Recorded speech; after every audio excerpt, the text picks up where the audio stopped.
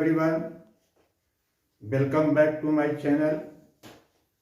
आज हम एक बहुत ही रोचक टॉपिक को ले रहे हैं जिसका नाम है हिडन गुडविल।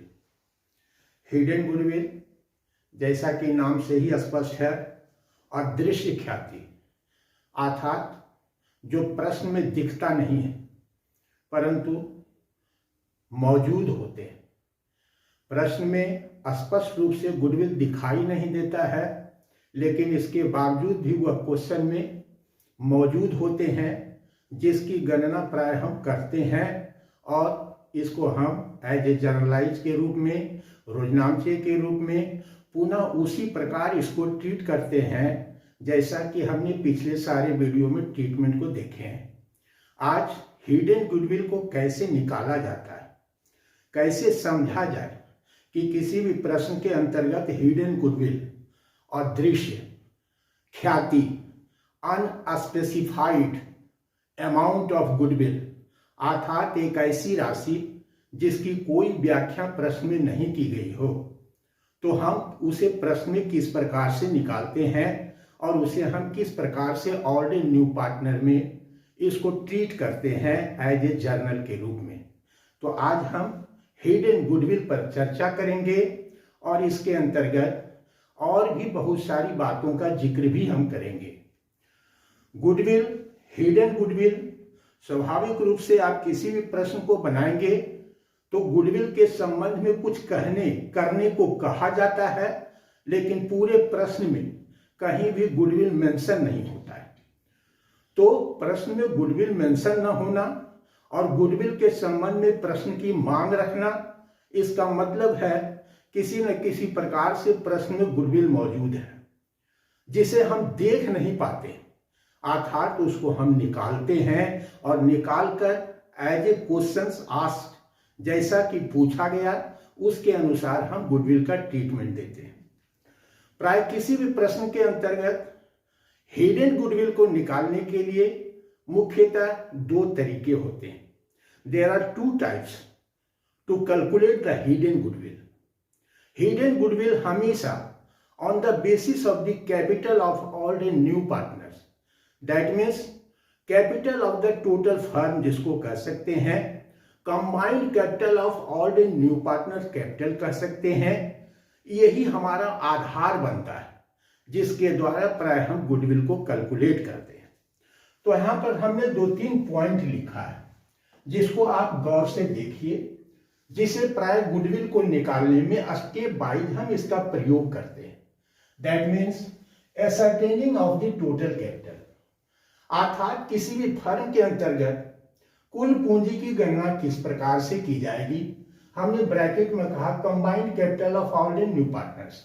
दैट मीन्स पुराने साझेदार और नए साझेदार की पूंजी को मिलाकर हम कंबाइंड कैपिटल उसको बोले। दूसरा हमने लिखा calculation of total capital of the firm, अर्थात एक फर्म के कुल पूंजी की गणना किस प्रकार से करते हैं। That means after that calculations of goodwill, हम गुडविल की गणना करते हैं। तो हम जैसा कि बता रहे हैं, इसके दो तरीके होते हैं। एक तरीका हम लोग जानते हैं, प्रश्न के आधार पर ही प्राय तरीके निर्भर करता है कि हम किस तरीके के द्वारा फर्म के पूरे पूंजी को ज्ञात करें। एक तरीका होता है नेटवर्थ।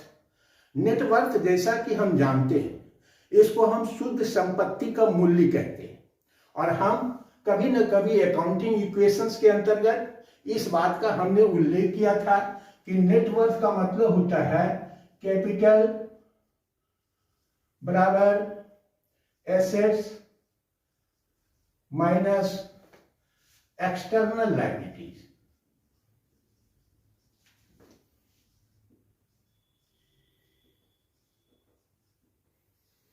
इस प्रकार से हम ascertaining the total capital, that means combined capital of all and new partners को हम प्राय इस प्रकार से उल्लेख करते हैं कि capital is equal to assets minus external liabilities. External liability, there are 2 types of liabilities. Main, there are 2 types, internal liabilities और external liabilities.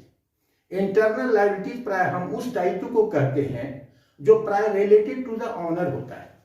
दैट मीन्स वो मालिक से संबंधित होता है। उसे जब भी डिसॉल्व करने की जरूरत हो, समाप्त करने की जरूरत हो, तो इसे पुराने साझेदारों के पूंजी खाते में ट्रांसफर के द्वारा समाप्त किए जाते हैं। That is called internal liabilities. External liabilities का मतलब बाहरी दायित्व। दैट मीन्स जो बाहर के लोगों को चुकाना हो, जैसे सन्डी क्रेडिटर हो, बिल्स पेबल हो, बैंक ओवरड्राफ्ट हो, आउटस्टैंडिंग एक्सपेंसेस हो, ये सारी लायबिलिटीज जो है एक शब्द में एक्सटर्नल लायबिलिटीज कहे जाते हैं। तो यहां पर हम सिर्फ एक्सटर्नल लायबिलिटीज की बात कर रहे हैं, इंटरनल लायबिलिटीज की बात नहीं करते हैं, क्योंकि इंटरनल लायबिलिटीज का समायोजन हमेशा पुराने साझेदारों की पूंजी में होता है। अर्थात हमारे पास बहुत सारे इंटरनल आइटम इंटरनल लायबिलिटीज के रूप में होते हैं, जैसे रिजर्व फंड हो, जनरल रिजर्व हो, इन्वेस्टमेंट फ्लक्चुएशन फंड हो, वर्कमैन कंपनसेशन फंड हो, कंटिजेंसी रिजर्व हो, so many names of reserve. That means एक व्यापार में रखे गए संचय को हम भिन्न प्रकार के नामों से जानते हैं। और ये जितने भी रिजर्व और फंड होते हैं जो प्राय लाभ को काट कर बनाया जाता है, व्यापार में कमाए गए लाभ के द्वारा हम उसे कुछ संचय के रूप में हस्तांतरित कर देते हैं और उसका अलग अलग नाम, दैट मीन्स अलग अलग मतलब के लिए हम रिजर्व बनाते हैं। जैसे वर्कमैन कंपनसेशन रिजर्व, इसको वर्कमैन कंपनसेशन फंड भी कहते हैं। इसकी रचना व्यापार में इसलिए की जाती है ताकि अगर किसी क्षतिपूर्ति की बात हो, कर्मचारियों को हाथ पैर नुकसान हो जाए या किसी प्रकार से हमको कंपनसेट करने की आवश्यकता पड़े, तो प्राय वर्कमैन कंपनसेशन फंड का प्रयोग करते हैं। अब यह हमारे लिए पड़ेगा भी और नहीं भी पड़ेगा, कोई जरूरी नहीं है कि वर्कमैन का कंपनसेशन हर साल कुछ ना कुछ हो भी, ऐसा नहीं होता है। इसलिए इन द लॉन्ग रन इसको भी माना जाता है इंटरनल लायबिलिटीज। और इंटरनल लायबिलिटीज का मतलब इसके विशेष को प्राय पुराने साझेदारों के पूंजी खाते में ट्रांसफर किए जाते हैं, और ट्रांसफर करने के लिए बहुत ही एक साधारण सा रोजनामचा बनाया जाता है। That means general reserve account दिया, कंटिजेंसी रिजर्व अकाउंट दिया, वर्कमैन कंपनसेशन रिजर्व अकाउंट दिया, इन्वेस्टमेंट फ्लक्चुएशन रिजर्व अकाउंट दिया, there are so many kind of reserve, and 2 old partners capital account. और जब ये सारे रिजर्व पुराने साझेदारों के पूंजी खाते में हस्तांतरित कर दिए जाते हैं, तब उसको कहते हैं adjusted capital of the partner. That means साझेदारों की समायोजित पूंजी। और यहां पर हम साझेदारों की समायोजित पूंजी की ही बात करेंगे।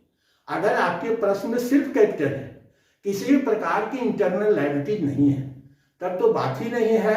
अगर इंटरनल लायबिलिटीज है तो प्राय से साझेदारों के पूंजी खाते में लाभ हानि अनुपात में बांटकर ट्रांसफर कर देते हैं। चलिए, ये हमारी बात कुछ अलग प्रकार की हुई, इससे हिडन के गुडविल को कुछ लेना देना नहीं। तो हम 2 प्रकार से निकालते हैं। दैट मीन्स एक पहला प्रकार हुआ जहां पर हम नेटवर्थ के द्वारा, अर्थात इसे नेटवर्थ भी कहते हैं, total assets minus external liability is equal to capital, अर्थात एक साझेदार, पुराने साझेदार की पूंजी में से फर्म की कुल कितनी पूंजी हुई, इसके द्वारा निकाले जा सकते हैं।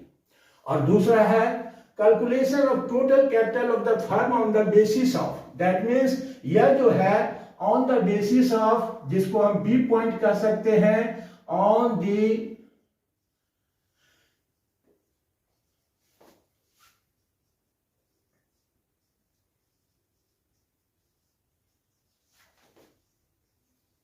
On the basis of new partner shares, अर्थात नए साझेदार के अनुपात के हिसाब से प्राय फर्म की पूरी पूंजी कैलकुलेट की जाती है।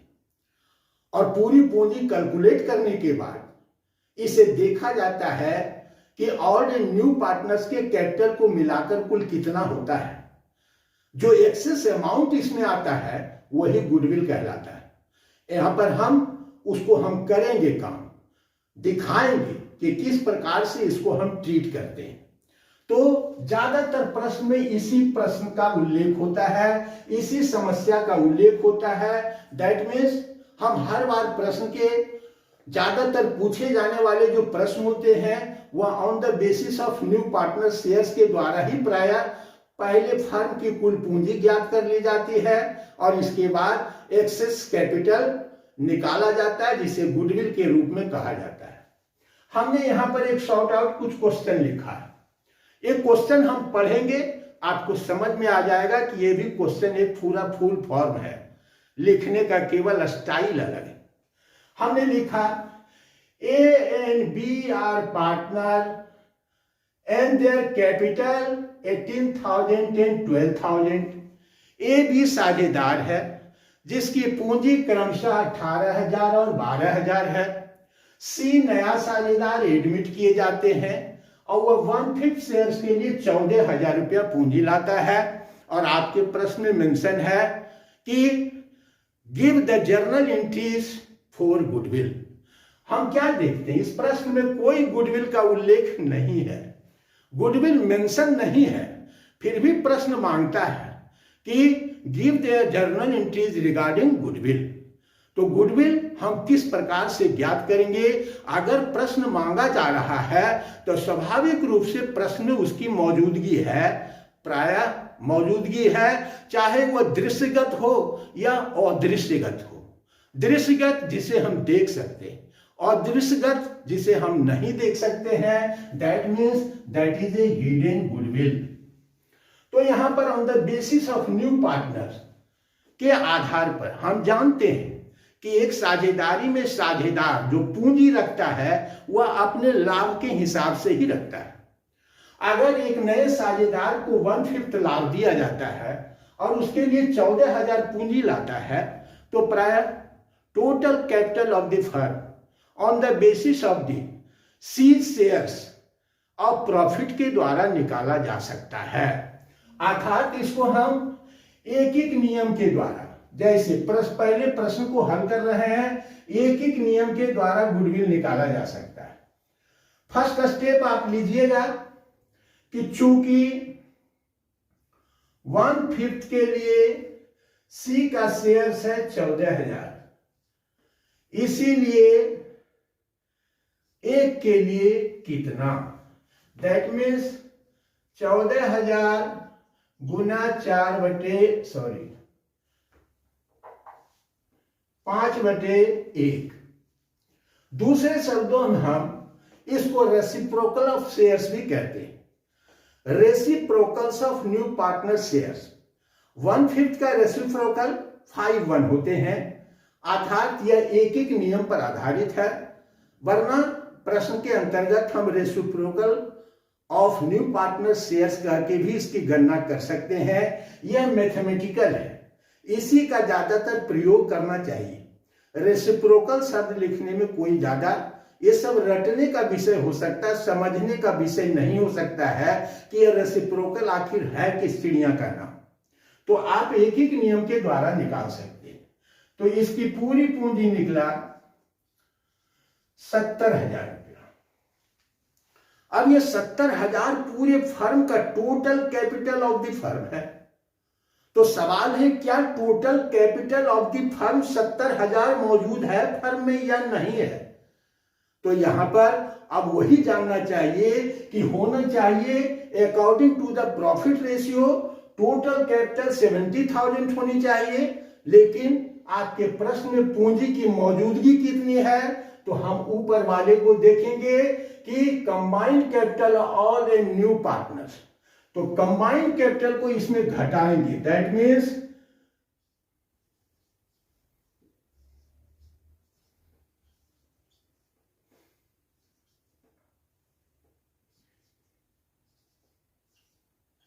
Combined capital of A B and C that 18,000 plus 12,000 plus 14,000, 18, 12, 30, 14, 44, total हुआ 44,000। अब यहां पर डिफरेंस कितना हो गया? तो 26,000। ABC 14 25 70, 18 12 20 14 34, सॉरी 34, यहां निकला हमारा शायद 36,000। 10 में से 4 गया 6, 6 में से 3 गया, दैट इज यही गुडविल। इसी को हम कहते हैं वैल्यू ऑफ गुडविल।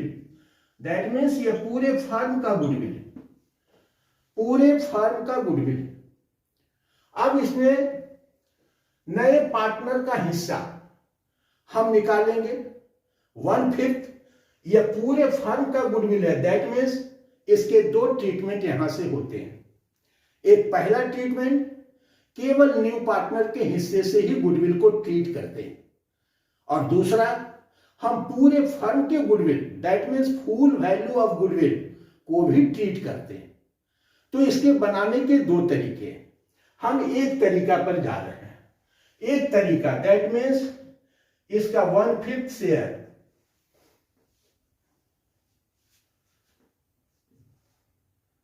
7 25 35, 5 दूना 10, 7200 रुपया हुआ। और 7200 का नाम क्या बनाएंगे हम? तो बनाएंगे प्रीमियम फॉर गुडविल। समझते जाएंगे। प्रीमियम फॉर गुडविल या प्रीमियम केवल लिख सकते हैं, केवल गुडविल लिख सकते हैं कि, और हम एक तीसरे विकल्प के रूप में हम सीज कैपिटल भी लिख सकते हैं।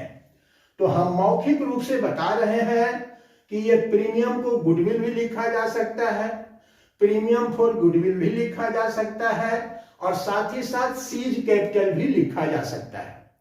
तो सीज कैपिटल लिखना और प्रीमियम लिखना दोनों बेहतर माना जाता है। तो यहां पर आप चाहें तो सीज कैपिटल भी प्रयोग कर सकते हैं, वह भी बहुत ही अच्छा ट्रीटमेंट होता है, फिर भी गलत कुछ नहीं है। प्रीमियम भी सही है। ऑब्लिक हम कर देते हैं कि सीज कैपिटल भी हम लिख सकते हैं। Oblique either premium account and either C's capital account and to A's capital and to B's capital. 7200 रुपया है, बंटवारा करेंगे तो 3600 और 3600 करेंगे। नरेशन कोई बहुत बड़ी बात नहीं है, इसको आप स्वतः ही लिख सकते हैं कि being the amount of goodwill credited to all partner capital account in sacrificing ratio। अब यहां पर सैक्रिफाइसिंग रेशियो, चूंकि प्रश्न में क्या है, किसी भी प्रकार से रेशियो का उल्लेख ए बी के बीच में नहीं किया गया, और हम जानते हैं अकॉर्डिंग टू द रूल्स कि जब प्रश्न में पुराने साझेदारों का कोई लाभ अनुपात न दिया हो तो उसे बराबर का साझेदार माना जाता है। दैट मीन्स इसीलिए इस राशि को मैंने बराबर बराबर बांट दिया। इसमें कहीं कोई प्रॉब्लम की बात नहीं है। अगर ए और बी के बीच में कोई रेशियो होता तो उस रेशियो में इसको बांटा जाता। अगर रेशियो नहीं है तो बराबर बराबर बांटे जाएंगे, कहीं कहीं प्रॉब्लम की बात नहीं। इसका दूसरा ट्रीटमेंट भी हम दे सकते थे। किस प्रकार से दे सकते हैं? तो इसका आप स्क्रीनशॉट लें और इसको समझें। इसको हम मिटा रहे हैं और इसी के स्थान पर एक अल्टरनेटिव मेथड का प्रयोग करेंगे।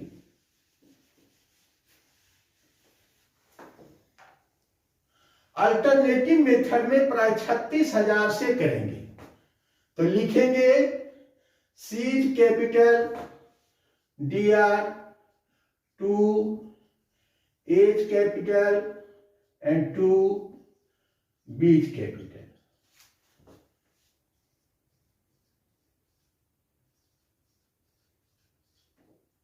और सही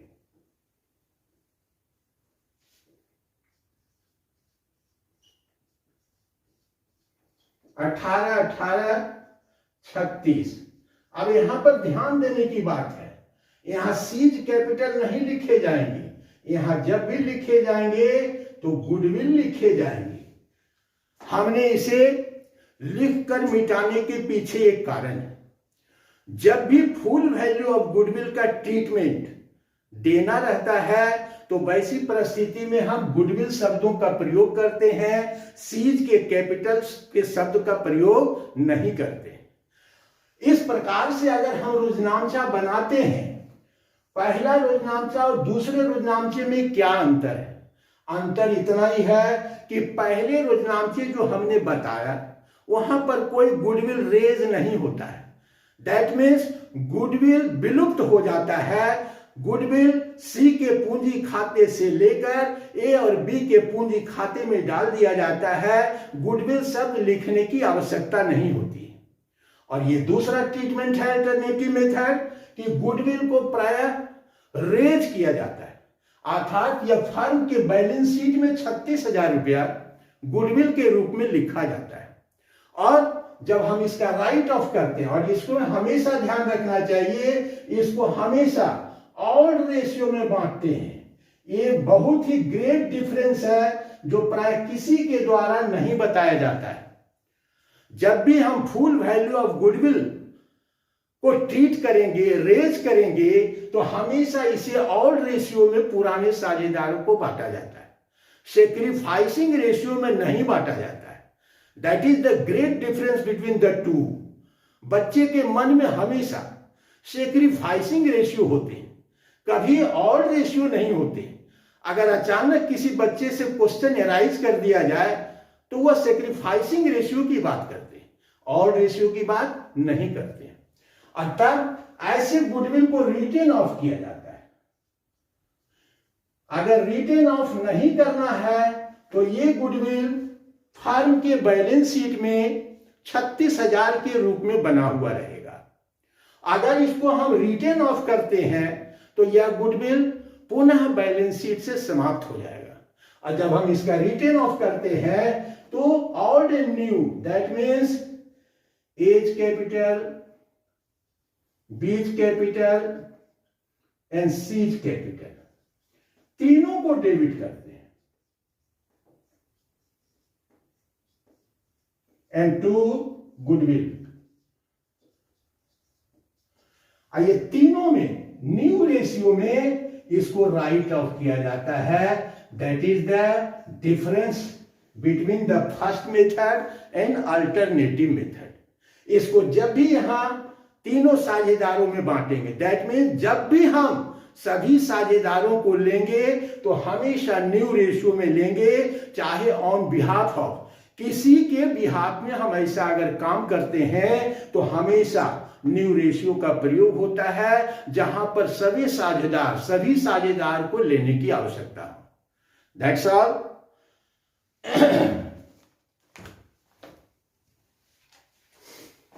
इसका स्क्रीनशॉट ले ले। इसको अब हम पूरी तरह से मिटा रहे हैं। एक प्रश्न और हल कराते हैं, बच्चों को अच्छा लगेगा, पूरी तरह से समझ में आ जाएगा। और आज फिर एक नई बात सिखाएंगे जो बच्चे नहीं जान पाते हैं।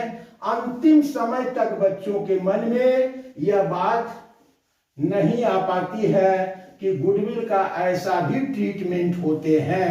अर्थात मैं बच्चों से कहूंगा कि आप अपने अपने टीचर से इसको डिस्कस जरूर करें कि क्या सर गुडविल ऐसे भी लिखे जा सकते हैं, तब आपको समझ में आएंगे। आइए एक दूसरे प्रश्न की ओर जा रहे हैं।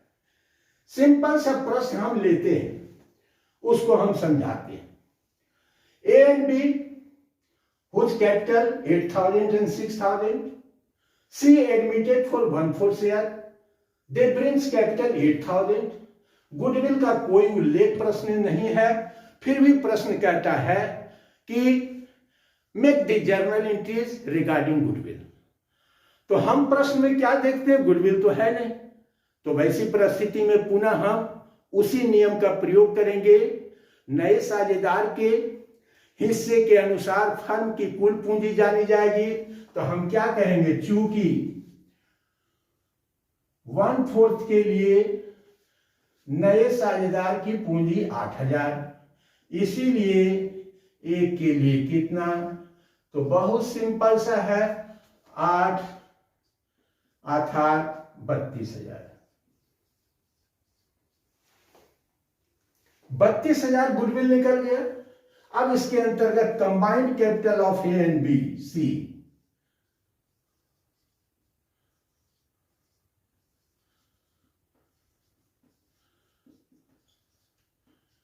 प्लस सी 8,000, 6,000,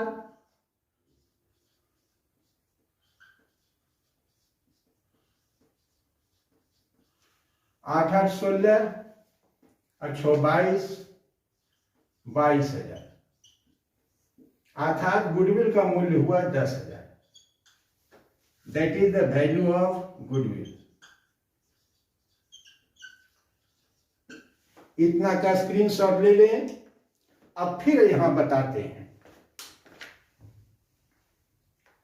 इसके भी दो ट्रीटमेंट दिए जा सकते हैं। पहला treatment, only shares of new partner. New partner के हिसाब से गुडविल का शेयर 10,000 टोटल है, तो टोटल पर ही आपको हम बता देते हैं 1/4 के लिए 2,500 एक ट्रीटमेंट कर सकते हैं और दूसरा treatment full value of goodwill कर सकते हैं। तो यहां पर फिर करेंगे वही सीज कैपिटल डीआर, तो सीज कैपिटल 1/4, दैट मीन्स 2,500, 2,500 रुपया हुआ, तो 2,500 रुपया ले लेंगे, एंड 2 एज कैपिटल एंड 2 बीज कैपिटल। यहां पर भी लाभ हानि का अनुपात का उल्लेख पुराने साझेदारों का नहीं है। इसका मतलब दोनों आपस में बराबर बराबर बांट लेंगे, 1,250 रुपया और 1,250 रुपया। इसको हम सेक्रीफाइसिंग रेशियो कह दें, ऑल रेशियो कह दें, अर्थात सेक्रीफाइसिंग और ऑल रेशियो प्रश्न के बहुत सारी अवस्थाओं में एक ही होता है। जब तक प्रश्न में कोई नए अनुपात का जिक्र नहीं हो, नए तरीके से त्याग करने का जिक्र नहीं हो, तब तक हम पुराने अनुपात को ही त्याग अनुपात मानते हैं। तो आप इसको त्याग अनुपात कह लीजिए या पुराना अनुपात कह लीजिए, दोनों में कोई खास अंतर नहीं है, अर्थात एक रोजनामचे के द्वारा भी हम बना सकते हैं। तो दूसरा, इसको हम 10,000 पर अगर करते हैं तो यहां पर आ जाइए, ये सीज कैपिटल नहीं होगा, तब यहां हम क्या लिखेंगे, गुडविल। समझते जाइए, दोनों ही सही है। तब यहां 10,000, और तब इसका बंटवारा क्या करेंगे, 5,000 और 5,000। तो इसको कहते हैं गुडविल रेज करना। और जब गुडविल रेज किया जाता है तो इसे बैलेंस शीट में दिखाया जाता है, दैट मीन्स यह बैलेंस शीट का पार्ट बन जाता है। और जब हम सीज कैपिटल लिखते हैं तो वह बैलेंस शीट का पार्ट नहीं बनता है, बल्कि गुडविल अमाउंट कैपिटल में एडजस्ट हो जाते हैं। और जब इसको पुनः हम राइट ऑफ करते हैं, तो राइट ऑफ करते हैं तो फिर वही बात होगी, means A B and C's capital तीनों को डेबिट करेंगे, अब तब यहां 10,000 के लिए 2 गुडविल लिखेंगे। और जब 2 गुडविल क्रेडिट हो जाता है, दैट मीन्स डेबिट और क्रेडिट मिलकर ये राइट ऑफ स्वतः हो जाता है। यहां पर जब भी प्रयोग करेंगे 10,000 को बांटने के लिए तो न्यू रेशियो का प्रयोग करेंगे, और न्यू रेशियो बच्चे आराम से निकाल सकते हैं। बहुत बार हमने इसको पढ़ाया है, कहीं कोई दिक्कत नहीं है। यहां पर जब न्यू रेशियो निकालेंगे तो लेट द प्रॉफिट ऑफ ₹1 का प्रयोग करेंगे, -1/4 इज इक्वल टू 3/4, और 3/4 शेयर जो होता है ए बी के बराबर बराबर बांट देंगे। तो 3/4 का 1/2, 3/4 का, 1/2 और 1/4, इस तीनों का प्राय एलसीएम के द्वारा इसे अनुपातिक हल कर लेंगे, न्यू रेशियो निकल आएगा और न्यू रेशियो में इसको बांट देंगे। इसके अंतर्गत एक फैक्ट है, फैक्ट इतना ही है कि पुराने साझेदार का डेबिट और क्रेडिट जो भी होता है प्रभाव उतने का ही पड़ता है, अंतर नहीं आता है, चाहे हम full value of goodwill raise करें या केवल नए साझेदार के हिस्से का ही गुडविल का ट्रीटमेंट हम दें। तो प्रश्न में बच्चों को सलाह देते हैं कि प्रायः फुल वैल्यू ऑफ गुडविल जब तक क्वेश्चन में मेंशन नहीं हो, मांगा नहीं जा रहा हो, तब तक इसका प्रयोग से बचना चाहिए, अर्थात नए साझेदार के हिस्से से ही गुडविल का प्रयोग करना चाहिए। यह मेरे तरफ से बच्चों को एक सलाह है, वरना गलत कुछ भी नहीं है। आप अपने शिक्षकों से इसे डिस्कस कर सकते हैं, इसमें कहीं कोई आपत्ति की बात नहीं। मैं नई नई बातों को पढ़ाता हूं, और नई नई बातें कुछ बच्चे सीखना चाहते हैं, कुछ बच्चे नहीं सीखना चाहते हैं, कुछ सामान्य वर्ग के होते हैं, कुछ विशेष जुनून वर्ग के होते हैं। जिन्हें जुनून वर्ग अकाउंटेंसी में होता है, मैं उनके लिए परफेक्ट हूं। लेकिन सामान्य तरीके से प्राय बच्चों को जो प्रश्न परीक्षा में ज्यादातर देखते हैं कि बच्चों के मन में परीक्षा ही सबसे बड़ी बात होती है कि किसी तरह परीक्षा के प्रश्न हल हो जाए। तो केवल परीक्षा के प्रश्न को हल करना ही हमारा उद्देश्य नहीं होना चाहिए, क्योंकि इन द लॉन्ग रन हमें चार्टर अकाउंटेंसी में जाना है। तो केवल इतने से काम नहीं चलेगा, हर चीज के बारे में एक डीप कंसेप्ट चाहिए। तो यह आपका एक सरप्राइजिंग कंसेप्ट है, इसको बढ़िया से ध्यान रखिएगा। आज मैं गुडविल को पूरी तरह से अब समाप्त कर रहा हूं। अब हम दूसरे नेक्स्ट फेज में आएंगे।